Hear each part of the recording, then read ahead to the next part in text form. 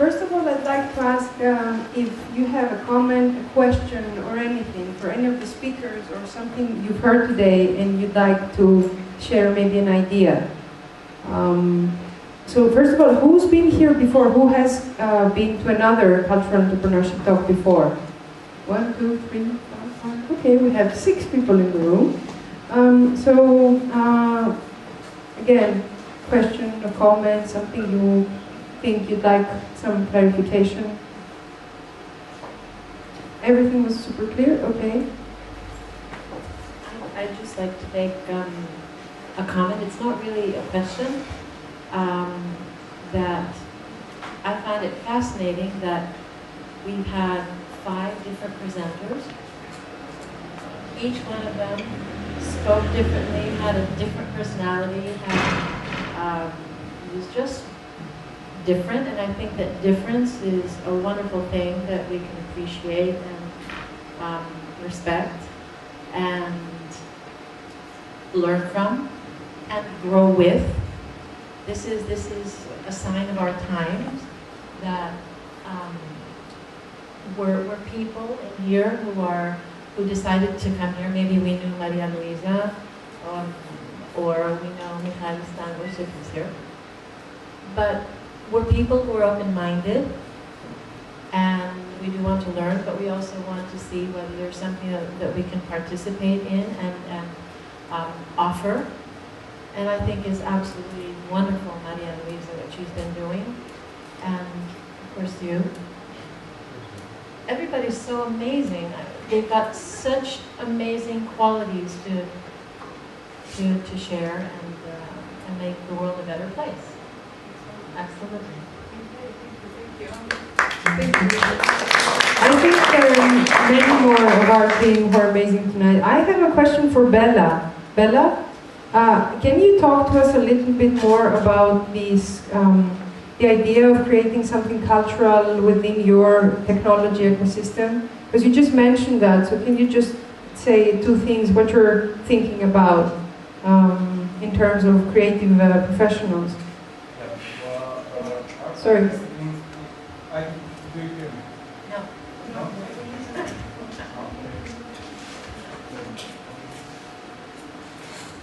No. I'm not much more than a talker, so thank you. We have like 2 months. We are building accelerator. It's the first one in Croatia, I think. Accelerator, yeah. Meaning we will combine a lot of in it, so it will be for developers, of course, because developers in our case. And we will combine with culture, because we do with, it's called Croatian Designer Association. It's like a branch in Osijek. We are trying with them, also with Jesenka, Croculture, and everyone who will be involved in that kind of project. We will build one fast accelerator for different kinds of businesses. So one will be for designers. I don't know how to talk in mic, so. One will be for designers, one will be for developers. It's called the Code Academy. It will be a not so fast program of 12 months intense training. And we'll see about culture. I worked in culture for many years. I did tours for bands, festivals, youth clubs. I was a punker, so. Why did you change? Yeah, I have 3 kids, so it's very clear why I started working with IT. But I'm also not so much a geek, but this industry accepted me like their own. So I'm working a lot now in IT industry, but I understand culture a lot. It's alternative culture, but it's culture nevertheless. So so we are combining everything in one, because we don't have this kind of places and everything that. So we can't have a designer accelerator, IT accelerator, blah blah blah, because we are small. We will do it all in one. So I'm also eager to learn because I don't have much information about accelerators, but this is why I travel. This is why I learn it. So I hope we'll learn together. So, thank you. Can I have some? I can say. It's actually. Can I go? No, stay there. Well, basically, I would just like to explain the connection between IT and Proculture. Bella and I we were talking. It was like maybe 2 months ago. He mentioned already the culent days. So it's a big gathering, you know, for one. We have two. We have geek gathering and we Okay, have culent days. doesn't matter. Geeks are over there, you know, those IT geeks basically with all the gadgets and smartphones and iPads and, you know, online connecting here and 3G, 4G. I don't have 4G, so basically I don't know. Who has a 4G? Okay, okay, no problem. But the thing is, Bella was asking me, you know what, I have these 400 people, 450 people coming, maybe next year even more, you know, and what I need to do is I need to create this off kind of program to keep them alive and interested and to show them basically, you know, our community and to go and to see some natural heritage, to see some cultural heritage. Can you suggest something what we can do? And I'm like, okay, you have 400 people, so how to include all of them into one off program? And we were brainstorming, and what we actually were mentioning is, okay, why wouldn't we basically give them the costumes, you know, historical costumes, and then create a living history scenes, some kind of a battle, because we have a rich history, how actually Osijek developed from the Turks, and then the, you know, Austrians came. And why don't we create some kind of a battle? You know, we can use these air vehicles to film them. We can use cameras. We can use photographs. But basically, they're going to do it for themselves. We are going to divide them into opposite warriors, or you know, army or whatever. And we are going to we'll have some kind of a system. We have great fine art academy in Osijek. We have drama department, so we are going to involve the students, you know, to actually push them as kind of animators to do it. You know, let's fight, let's do a little bit, and let's do a little click, and let's do, you know, post here and Instagram there. But what happened? What is happening with all of these hashtags? Basically, we're getting a free promotion, you know, throughout this simple and free online, mobile, web, and smartphone application. So this is the thing, that you don't need to invest in marketing, you just need to invest in those costumes, blah, blah, blah, support and so on, but you can actually use it, you know, throughout those 450 IT gigs. Each one of them is going to post at least 5 pictures online. And if we give them hashtags, I don't know, Osijek, Croatia, culent days, culture, warriors, you know, Turks, whatever. So this is actually the idea of how to maneuver if you don't have any kind of funding, you know, but you would like to invest in marketing. So this is a perfect type of collaboration between IT sector and this culture creative industries or even culture tourism initiatives. Thank you so much. I have a question for any of you. Would you travel for the Greek people or people living in Greece? Would any of you go to Croatia, to Osijek, if you knew you could be part of the creative incubator? You would? Okay, you would? Anybody else? 2, 3? Can you tell me just why? I mean, what did you get as a message? Why would you try and do that? And maybe you can contact, you know, the embassy and they can contact you back.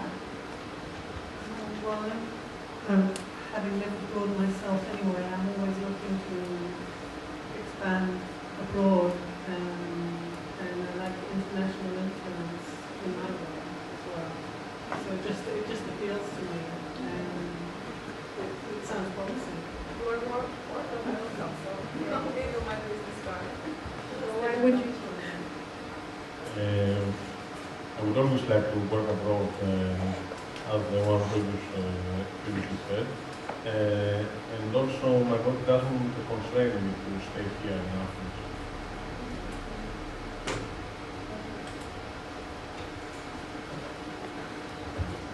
We would like to learn about more from the culture of the country, and I would like to introduce my kids to this beautiful country because from what I see from all the slides, I like the islands, I like the weather, I like all the style. So my first kid will follow the fine arts. She has a talent, she's 15 years old, so I would like to introduce her to have a first step there, and then to see others, colleagues there, and to have a very good start.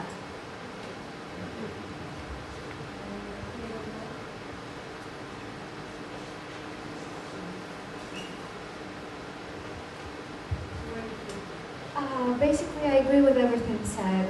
I just love, trying out new experiences, and when it comes to work, I don't like being constrained either, so I would definitely think about it. Just one thing, we are the participation and don't have C. C is on the other side. just note. Can I ask another question? I have a question for Bella, actually. Look, you said something about BIOS building being funded by the EU entirely. So 85%. How did you manage to do that? And particularly, given the fact that this project is cultural in nature, or it's not? Okay, again, so we are, BIOS is 100% city-owned. So city-owned. So it's city company. We had this funds that we can raise.